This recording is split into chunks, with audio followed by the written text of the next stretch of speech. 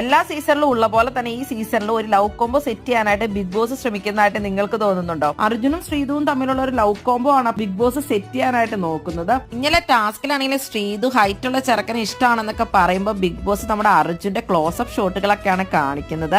ശ്രീതു പറയുമ്പോ ഒക്കെ അർജുൻ നോക്കിയിരിക്കുന്നത് ഏറ്റവും കൂടുതൽ ഇങ്ങനെ ബിഗ് ബോസ് എടുത്തെടുത്ത് കാണിക്കുന്നുണ്ടായിരുന്നു. ഒരു കൂട്ടം ബിഗ് ബോസ് പ്രേക്ഷകർക്ക് ഇവരുടെ ഈ കോംബോ ഇഷ്ടമാണ് എന്നുള്ള രീതിയിൽ തന്നെയാണ് സോഷ്യൽ മീഡിയയിൽ ഇവരുടെ വീഡിയോ ഒക്കെ കാണുമ്പോൾ തോന്നുന്നത്. ലൈവിലൊക്കെ ആണെങ്കിലും അർജുൻ ശ്രീധനെ നോക്കിക്കൊണ്ടിരിക്കുന്നതും ശ്രീതു അർജുനെ നോക്കുന്നതൊക്കെ ആയിട്ട് നമ്മൾ ഇടയ്ക്കൊക്കെ കാണുന്നുണ്ട്.